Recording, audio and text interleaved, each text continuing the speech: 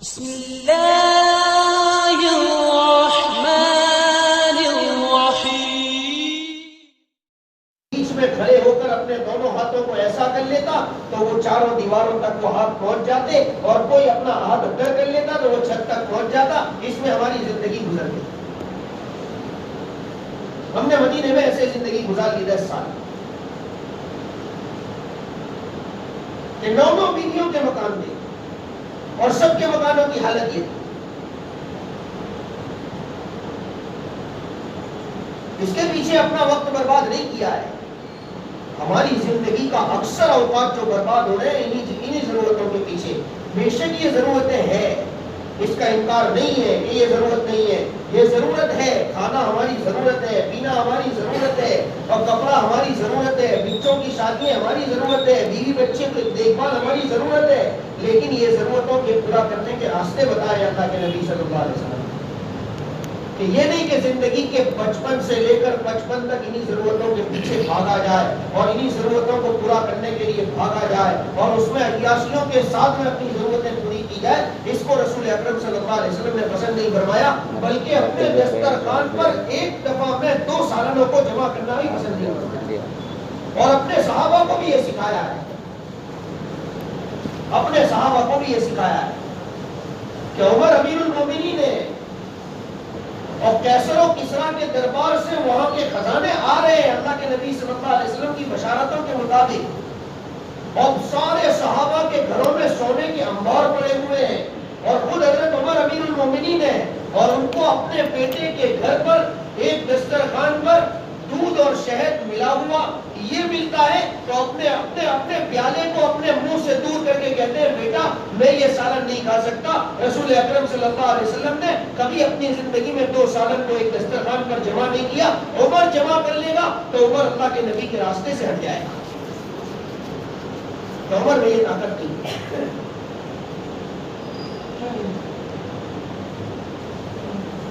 اس کو پورا کر کے بتایا ہے کہ یہ ضرورتیں اس طرح پوری ہو جاتی ہیں۔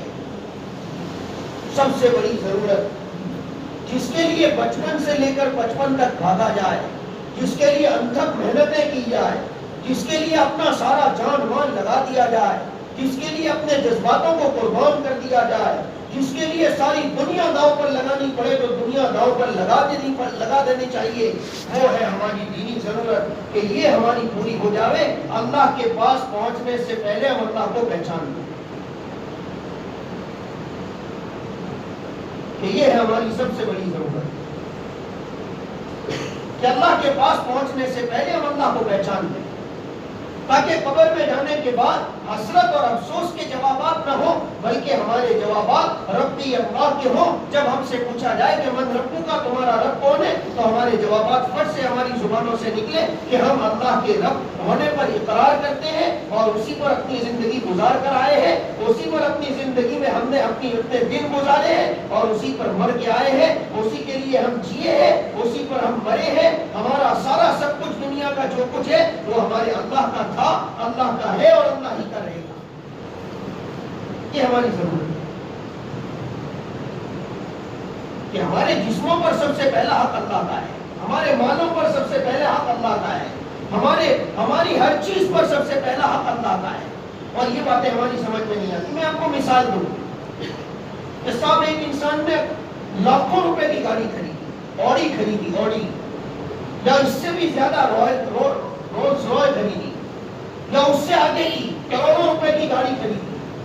اب وہ یوں کہیں کہ گاڑی میری، پیسہ میرا، میں جیسے چاہوں ایسے چلاؤں، میں اس کو چاہوں تو پیٹرول ڈال کر چلاؤں، میں اس کو چاہوں تو ڈیزل ڈال کر چلاؤں، میں اس کو چاہوں تو روڈ پر چلاؤں، میں جیسی اسپیڈ میں چاہوں ایسی اسپیڈ میں چلاؤں، تو کیا کہے گی حکومت؟ پکڑ لے گی اس کو۔ اب وہ یہ دلیل نہیں کر سکتا کہ گاڑی میری، پیسہ میرا، میں جیسے چاہوں ایسے چلاؤں، نہیں، حکومت کے کچھ رولز ہیں، اس کے فالو کر کے تجھے اپنی گاڑی چلانی پڑے گی اور اس کے مطابق اپنی گاڑی چلانی پڑے گی۔ اگر اپنی گاڑی تم نے ادھر ادھر کی تو تجھے پکڑ لیا جائے گا اور گاڑی چلانے نہیں دی جائے گی اور تیرا چلان بھی کٹے گا اور تیری گاڑی ضبط بھی ہو جائے گی۔ ایک انسان کے پاس ہزاروں بیگھہ زمین ہے، اپنا مکان بنانا چاہتا ہے، وہ جیسے چاہے ایسے مکان بنا سکتا ہے کہ صاحب میری زمین ہے، میرے چاہتا ہوں. نہیں, حکومت کے کچھ رولز ہیں, کچھ قاعدے ہیں, اس کو فالو کر کے اپنا مکان بنائے گا تو اس کو PU پرمیشن ملے گی, اور ورنہ حکومت کا انسان کبھی بھی آ کر اس کی بلڈنگ کو توڑ دے گا. کیوں صاحب, زمین اس کی, پیسہ اس کا, یہ جیسے چاہے ایسے استعمال نہیں کر سکتا.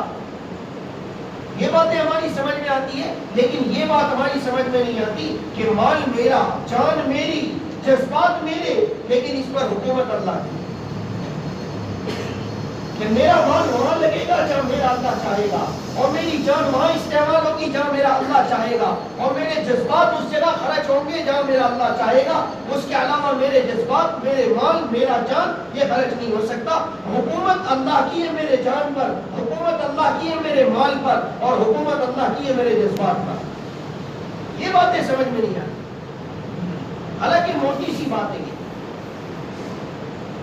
کہ وہ سمجھ میں آتی ہے کہ گاڑی کہ سب کچھ پر ہے لیکن حکومت کے تحت میں چلانی پڑے گی, اور مکان حکومت کے تحت میں بنانا پڑے گا, اور کھیتی حکومت کی ماتحتی میں کرنی پڑے گی, اور تجارت حکومت کی ماتحتی میں کرنی پڑے گی, اور سارا سب کچھ حکومت کو دیکھ کر اور اس کے رولز فالو کر کے سب کچھ کرنا پڑے گا, ورنہ حکومت کا انسان آئے گا تہس نہس بربادی کر کے چلا جائے گا. یہ بات سمجھ میں نہیں آتی. یہ ہماری سمجھ میں آ جاوے اس کے لیے یہ مجلس ہے.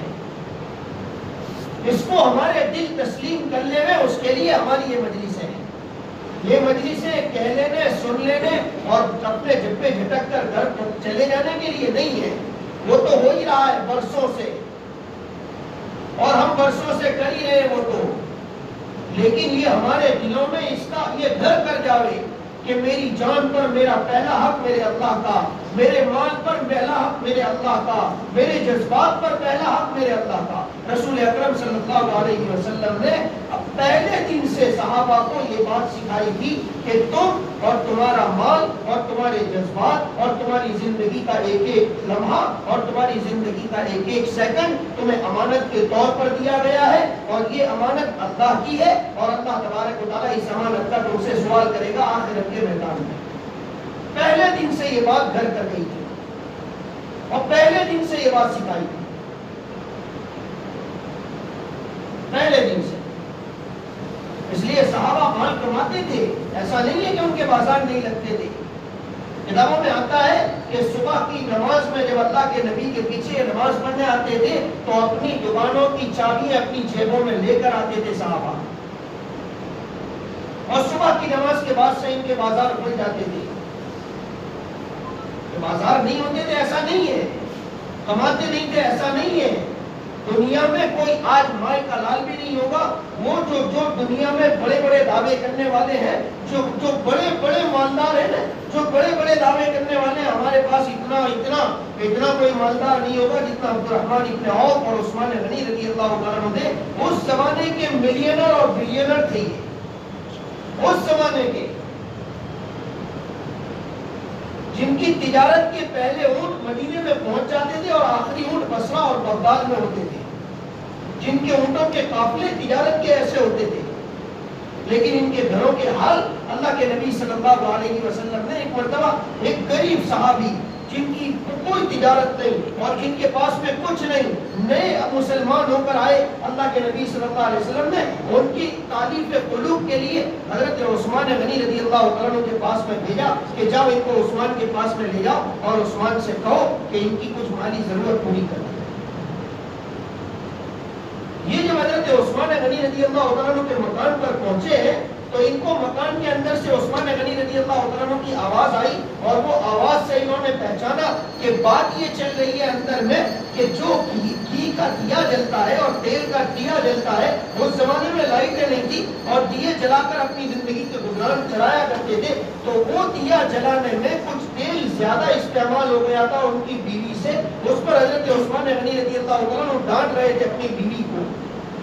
تو وہ صحابی نے یوں سوچا کہ جو اپنی دیے کے تیل پر اپنی بیوی کو ڈانٹے وہ میری امداد کیا کرے گا, تو واپس دوڑ کر واپس اللہ کے نبی صلی اللہ علیہ وسلم کے پاس میں آ گئے اور آ کر اللہ اللہ کے نبی کی مجلس میں بیٹھ گئے. اللہ کے نبی کی نظر پڑی تو ان کو آگے بلایا. کیا عثمان کے پاس بھیج دے؟ کہ ہاں یا رسول اللہ گیا تھا. کہ ضرورت پوری ہو گئی؟ اس سے کچھ بات ہوئی؟ کہ نہ یا رسول اللہ نہیں بات ہوئی. اللہ کے نبی صلی اللہ علیہ وسلم سمجھ گئے کہ کیا مسئلہ پیش آیا ہوگا. اللہ کے نبی جانتے تھے. دوبارہ بھیجا کہ جاؤ عثمان کے پاس جاؤ اور عثمان سے کہو کہ مجھے اللہ کے نبی نے بھیجا ہے اور میری مالی ضرورت پورا کرنے کے لیے بھیجا ہے. حضرت عثمان غنی رضی اللہ عنہ کے پاس دوبارہ گئے اور ہمت کر کے دروازہ کھٹکھٹایا اور دروازہ جب کھولا گیا تو فرمایا میں اللہ کے نبی صلی اللہ علیہ وسلم کا بھیجا ہوا ہوں. مرحبا مرحبا. اپنے دروازے کو کھولا, اپنے گھر میں بلایا, ان کی مہمان نوازی کی, ان کے سامنے جو کھانا تھا وہ لا کر رکھا اور پھر اللہ کے نبی صلی اللہ علیہ وسلم کے بھیجنے کا مقصد پوچھا. اللہ کے نبی نے اس لیے بھیجا ہے کہ مال کی ضرورت پوری ہو جائے. اپنے خزانے میں لے کر گئے, اونٹ تیار کرنا شروع کیا.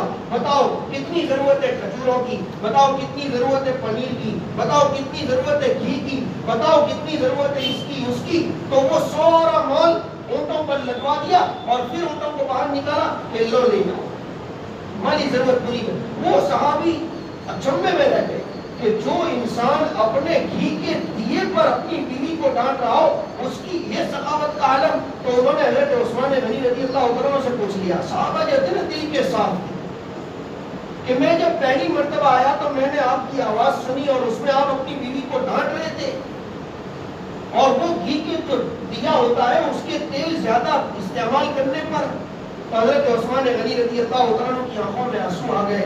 فرمایا میں مال کماتا ہوں, جتنا مال کماتا ہوں اس لیے نہیں کہ میں اپنی عیاشیوں میں ان مال کو اڑاؤں اور قیامت کے میدان میں ان لوگوں کی صفوں میں کھڑا کر دیا جاؤں جو اسراف کرنے والے اور جو فضول خرچی کرنے والے.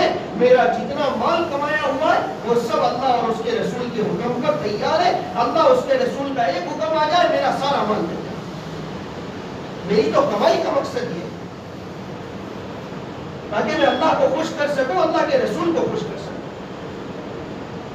یہ ضرورت ہماری پوری ہو جائے.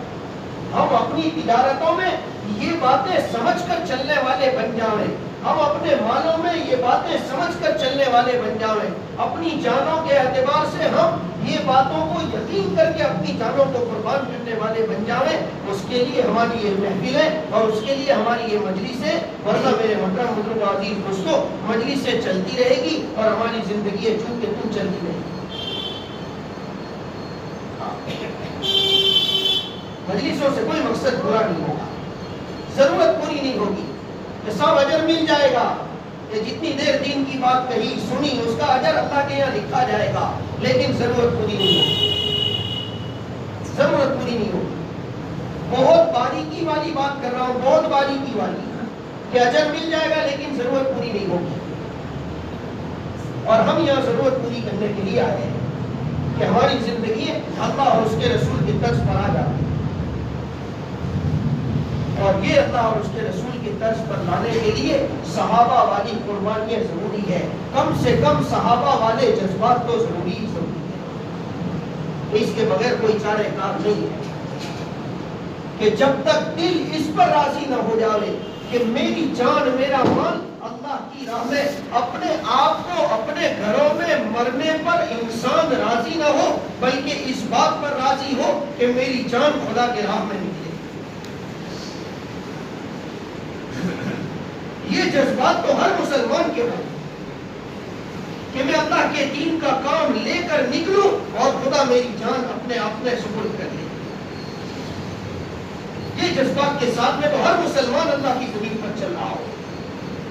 رسول اکرم صلی اللہ علیہ وسلم نے اپنے صحابہ کو انہی جذبات کے ساتھ تیار کیا تھا کہ ہر صحابی اس پر, چاہے وہ صحابی کیسا ہی کیوں نہ ہو, کتنا ہی غریب کیوں نہ ہو. بلال حبشی رضی اللہ عنہ جیسا شخص اللہ کے نبی صلی اللہ علیہ وسلم کی زندگی کے بعد میں اپنے آپ کو سپرد کر دیا. جب تک اللہ کے نبی زندہ رہے اللہ کے نبی کے قدموں میں زندگی گزارتے رہے, اور جب اللہ کے نبی کا وصال ہوا تو یوں فرمایا اب مدینے میں میرے لیے رہنا مشکل ہو گیا. جب تک مدینے میں رہوں گا اللہ کے نبی کی یاد ستاتی رہے گی اور میری زندگی مجھ پر دوبھر ہوتی رہے گی. اب میری زندگی کا مقصد اپنی جان مال کو اللہ کی راہ میں خرچ کر لوں گا. حضرت عمر رضی اللہ عنہ کے اجازت دی اور اللہ کی راہ میں اپنی جان و مال کو خرچ کرتے کرتے دمشق کی جامع مسجد کے قریب میں اپنے آپ کو قبر بنائی. لگا دیا سب کچھ. اتنا غریب انسان ہے جو غلام، جس کی کوئی حیثیت نہیں، سماج میں معاشرے میں کوئی عزت نہیں. یوں فرمایا کرتے تھے کہ اللہ تو نے بہت اچھا کیا کہ ہدایت اپنے ہاتھ میں رکھی، ورنہ بلال کو ہدایت کون دیتا. یہ اسٹیٹس کا انسان، لیکن جان مال سب لگا دیا، سب لگا دیا. اور کل قیامت کے میدان میں ہے دمشق میں، لیکن اللہ کے نبی نے فرمایا بلال میرے قدموں کے نیچے سے کھڑا ہوگا اور اللہ اکبر کی صدائیں لگاتے ہوئے اذان دیتا ہوا آخرت کے میدان میں جائے گا.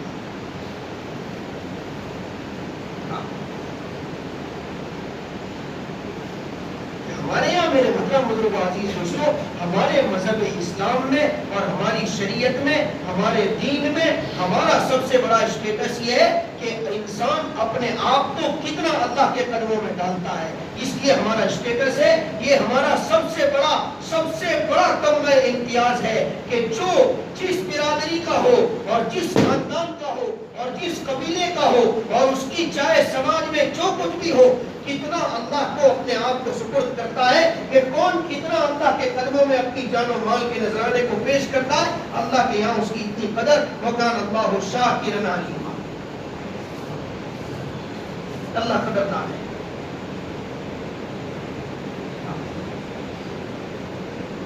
اور یہ ہماری ضرورت پوری ہو جائے، یہ جذبات ہمارے بن جائیں. ہم میں کا ہر بچہ، ہر جوان، ہر بوڑھا، ہر ایک یہ چاہے کہ میری جان و مال کے نذرانے میں خدا کے قدموں میں پیش کر دوں کہ اللہ یہ جان تیری، یہ مال تیرا، تو جہاں چاہے گا وہی استعمال ہوگا. رسول اکرم صلی اللہ علیہ وسلم نے صحابہ کو اس پر تیار کیا تھا اور صحابہ اسی پر تیار ہوئے اور اپنی پوری زندگی اسی پر لگائی. اپنی بیٹیوں کو بھی اسی پر تیار کیا، اپنے صحابہ کو بھی اسی پر تیار کیا. اس لیے میرے محترم بزرگ عزیز دوستو، بیٹیوں کے حالات اور صحابہ کے حالات یکساں تھے، سب کے حالات یکساں تھے. سب سے زیادہ آخرت کی فکر دلائی ہے کہ دنیا کی چون تو کٹ جائے گی آخرت میں، کہ آخرت میں پکڑ لیے جاؤ گے. چون تو کٹ جائے گی دنیا کی، بھوکے تو بھوکے، ننگے تو ننگے، پیاسے تو پیاسے، جیسے تیسے کٹ جائے گی. لیکن آخرت میں کیا آخرت کا پیاسا پانی نہیں پا سکے گا، اور آخرت کا بھوکا کھانا نہیں پا سکے گا، اور آخرت کا ننگا کپڑا نہیں پہن سکے گا، اور آخرت کا بے عزت نہیں پا سکے گا، اور آخرت کا عزت والا ذلیل نہیں ہوگا.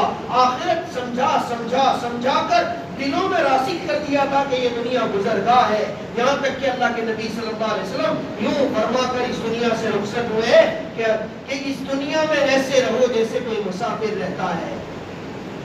کن فی الدنیا کأنک غریب، ایسے رہو جیسے کوئی مسافر رہتا ہے. راہ گزرنے والا اپنے راہ گزرتے ہوئے کسی جگہ آرام کر کے پھر آگے چل دیتا ہے تو وہ آرام کی جگہ کے بارے میں بہت سوچتا نہیں ہے. اسی طرح اپنی دنیا کی زندگی گزار کر کے چلتے پڑو کہ جہاں کھانا ملے کھا لو، نہ ملے اپنی زندگی گزار کر کے اپنی زندگی پر گزارنا. ہر صحابی اسی حال میں گیا ہے، اور ہر صحابی آخرت کے بارے میں سوچ کر اور آخرت کے بارے میں رو کر گیا ہے اس دنیا سے. کوئی نہیں ہے جو آخرت کے بارے میں مطمئن ہو کر کوئی صحابی گیا ہو، چاہے وہ کتنے ہی بڑے درجے کا صحابی کیوں نہ ہو. حضرت ابو بکر صدیق رضی اللہ عنہ جیسا شخص اس حال میں اپنی دنیا کو چھوڑ رہا ہے کہ حضرت ابو بکر صدیق رضی اللہ عنہ خلافت کا موقع ہے اور خلافت کے اندر اپنی جان پیش کر رہا ہے، اور حضرت عائشہ صدیقہ رضی اللہ عنہ کو کہہ رہے ہیں کہ میں نے خلافت 2-2.5 سال کی ہے اور 2-2.5 سال بیت المال سے میں نے وظیفہ لیا ہے، اور اس وظیفے کا اتنا بنتا ہے یہ پورا زمین کا ٹکڑا بیت المال میں جمع کر دینا، تاکہ کل قیامت کے میدان میں ابو بکر کو اس لیے نہ پکڑ لیا جائے کہ تو نے بیت المال کے وظیفے سے اتنے روپے زیادہ لیے تھے، اس کا حساب لاؤ.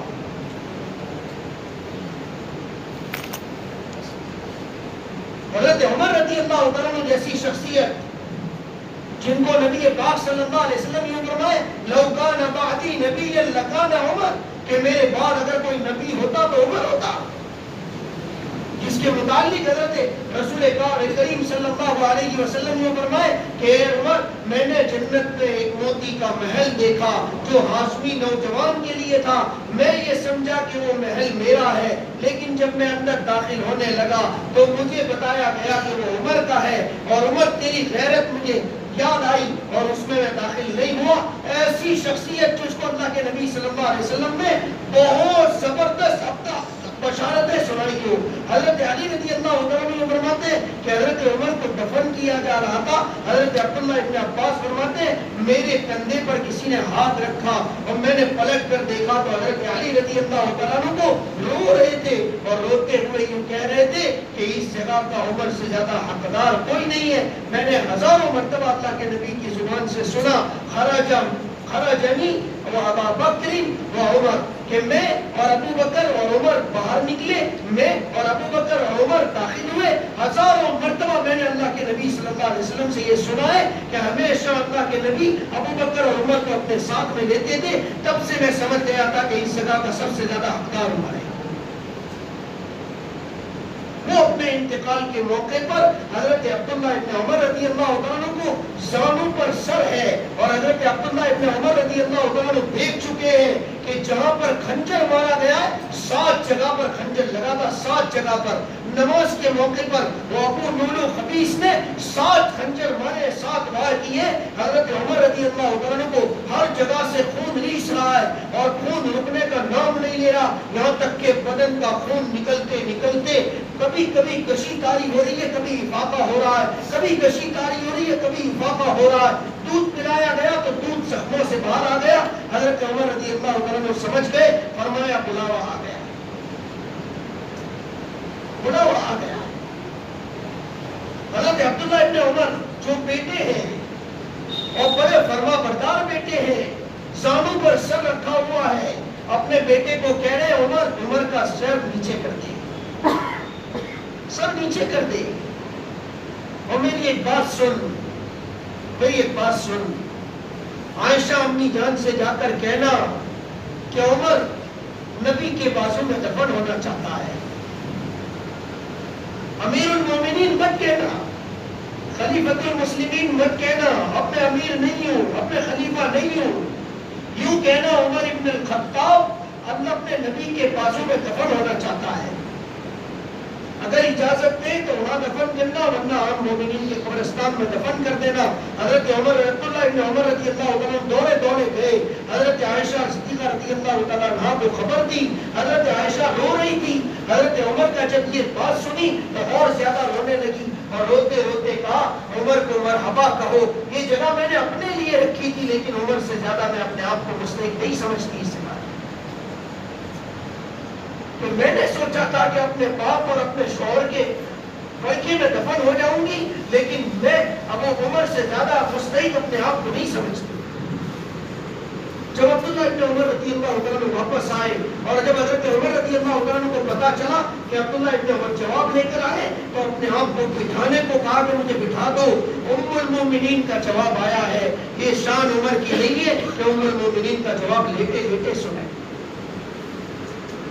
بتا دیا گیا کہ ہاں بیٹے بتاؤ کیا کہا ام المومنین نے، کہ ام المومنین نے آپ کو اجازت دی ہے کہ بیٹے ہو سکتا ہے میری زندگی میں شرم میں کہا ہو، جب میرا جنازہ نکل جائے تو پہلے ام المومنین کے گھر کے دروازے پر رکھنا اور پھر دوبارہ اجازت طلب کرنا کہ جنازہ آ چکا ہے، اگر آپ اجازت دے تو یہیں پر دفن کر دیں، اور اگر آپ اجازت نہ دے تو عام جنت البقیع میں دفن کر دیا جائے۔ دوبارہ اجازت لینا، پھر کشی کاری ہوئی، حضرت عبداللہ ابن عمر دوڑے ہوئے گئے اور پھر سے اپنے باپ کے چہرے کو، اپنے باپ کے سر کو اپنی گود میں رکھ لیا۔ جب افاقہ ہوا تو اپنے بیٹے کو کہنے لگے کہ نیچے رکھ دے میرے سر کو، اور جب بہت اصرار کے ساتھ بٹ نہیں مانا تو کہا عمر کا سر نیچے رکھ دے۔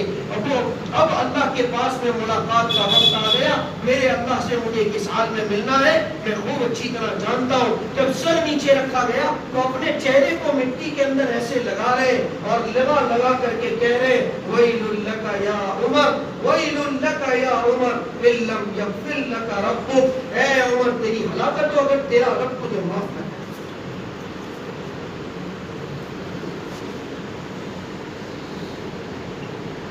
عمر تیری ماں تجھ پر روئے اور تیری ہلاکت اور بربادی ہے اگر اللہ تیرا تجھے معاف نہ کرے۔ اتنے بڑے آخرت کے بارے میں سوچ سوچ کر گئے. وہ آخرت کی سوچ ہماری بن جائے، اس کے لیے یہ مجلس ہے. وہ آخرت کے لیے ہم رونے والے بن جائیں، وہ آخرت کے لیے ہم پڑھنے والے بن جائیں، وہ آخرت کے لیے اپنے اللہ کو منانے والے ہم بن جائیں، وہ آخرت کے لیے ہم اپنے آپ کو تیار کر لے رہے، وہ آخرت کے لیے اپنا جان مال جھونکنے والے لگانے والے بن جائیں، بے گریب آخرت کے لیے اپنا خرچ کرنے والے بن جائیں. اس کے لیے ہماری ضرورت کی یہ ضرورت کی محفل ہے، اور یہ ضرورت ہماری پوری کرنے کے لیے ہم یہاں جمع ہوئے ہیں.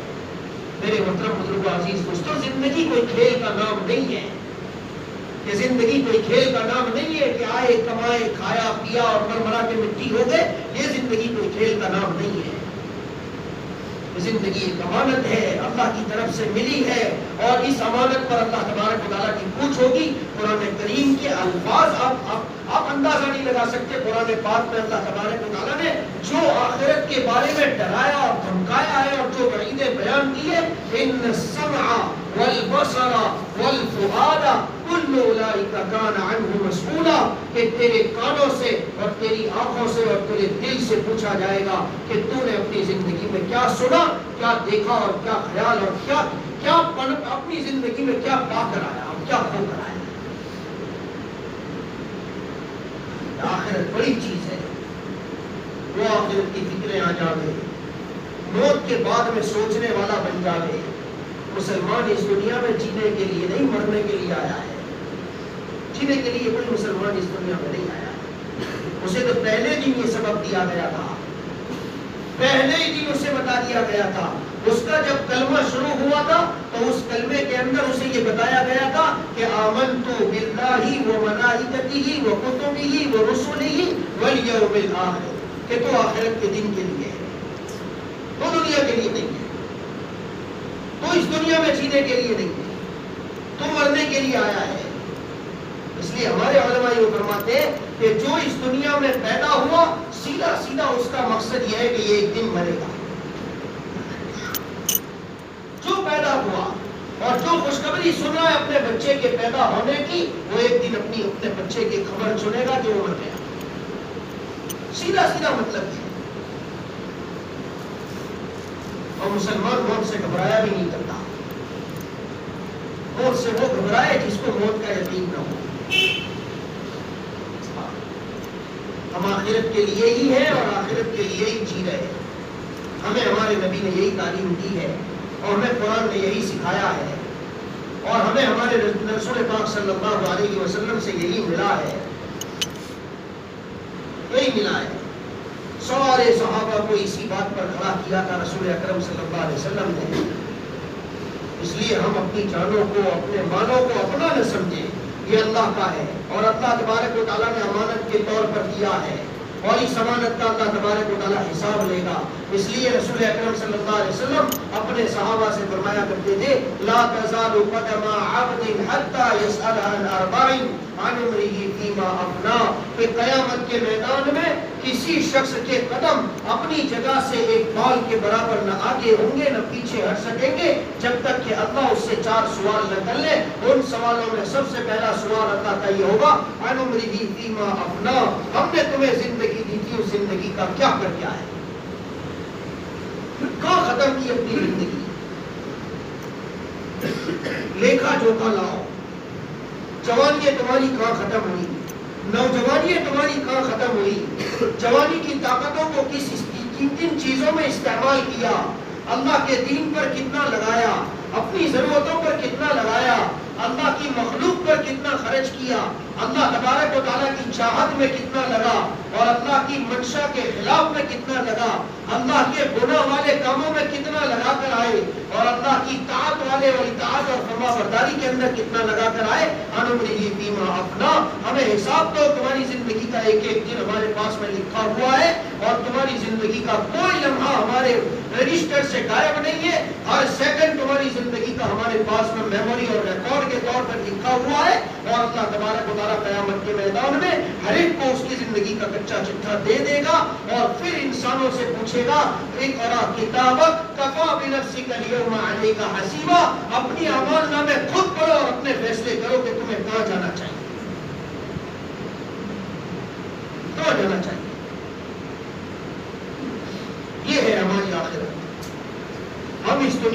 مرا کر مٹی ہونے کے لیے نہیں آئے ہیں.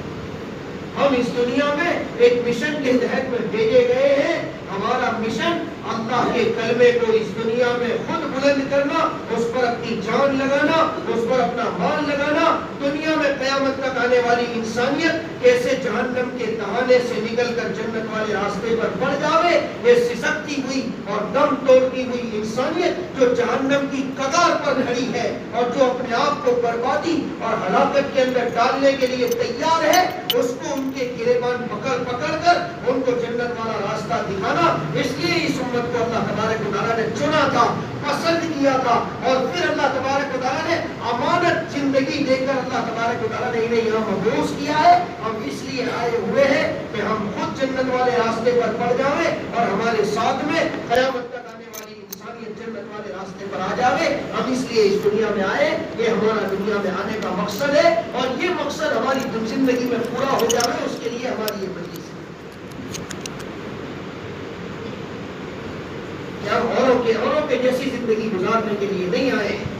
ہمیں یہاں مالدار بننے کے لیے نہیں بھیجا گیا ہے، مال جمع کرنے کے لیے نہیں بھیجا گیا ہے، بلڈنگیں اور کوٹھیاں اور محل بنانے کے لیے نہیں بھیجا گیا ہے، گاڑیاں اور اپنی سواریوں کو سنوارنے کے لیے یہاں ہمیں نہیں بھیجا گیا ہے. ہمیں یہاں کپڑے اور اچھے لتے اچھے کھانے کے لیے نہیں بھیجا گیا ہے. ہماری ساری ضرورتیں اللہ کے سپرد ہے، اور ہماری خواہشات کا وعدہ خدا کے ساتھ میں ہے. ہماری ساری خواہشاتیں جنت میں پوری ہوں گی. دنیا ہمارے لیے مسافر کی جگہ ہے. ہمیں یہاں پر سے ہو کر کے گزر جانا ہے.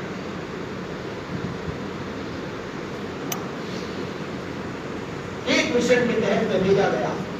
سارے صحابہ نے اسی مشن پر اپنی جان و مال کو لگایا ہے. سارے صحابہ اول سے لے کر اخیر تک، حضرت ابو بکر صدیق رضی اللہ عنہ سے لے کر عقبہ بن نافع تک، تمام صحابہ اکرام کی زندگیوں کو آپ اٹھا کر دیکھیں گے. اس مشن کے ساتھ میں اپنی زندگی کے دن گزارے ہیں. جب سے ایمان لائے تب سے اپنی جان اور اپنے مال کے نذرانے اللہ اور اس کے نبی کی قدموں میں ڈالے ہیں. جب تک زندہ رہے اللہ کے حکموں پر اور نبی کے طریقے پر اپنے آپ کو ڈالا رکھا، اور جب موت آئی اللہ کے پاس میں اللہ کی خوشی کے ساتھ، اللہ کی رضا کے ساتھ، اللہ کی خوشنودی کے ساتھ اللہ کو اپنی جان سپرد کر کے چلے گئے. یہ نمونے ہے ہمارے لیے، یہ اسوہ ہے ہمارے لیے، یہ آئیڈیل ہے ہمارے لیے، یہ ہیرو ہے ہماری زندگی کے، اور یہ سب کچھ ہے ہمارے لیے. ہاں یہ سب کچھ ہے. جان آئی تو جان، اور مال آیا تو مال. جب جس کی باری آ گئی وہ چلا گیا. یہاں تک کہ اللہ تبارک و تعالیٰ نے ان کی صفات کے اندر قرآن پاک میں اللہ تبارک و تعالیٰ نے ان کی سچائی کو بیان کیا ہے. رجال صدقوا ما عاهدوا الله علیہ فمنهم من قضى نحبه ومنهم من ينتظر. اللہ کے کچھ بندے مرد کہا اللہ نے. رجال وہ مرد جن کی مردانگی ان کے اندر برقرار ہے، جو اپنے آپ کو مرد کہلانے کے لائق ہے. صدقو وہ سچے، اللہ کہتا ہے وہ سچے، اور انہوں نے وہ سچ کر دکھایا. جو وعدہ انہوں نے خدا سے کیا تھا وہ وعدے کو سچ کر دکھایا. ما عاہد اللہ علیہ فمنہم من قضى نحبہ. بہت سارے ان میں سے وہ ہیں جنہوں نے اللہ کے قدموں میں اپنی جانوں کے اور اپنے مالوں کے نذرانے پیش کر دیے اور اللہ کے پاس میں پہنچ گئے. ومنہم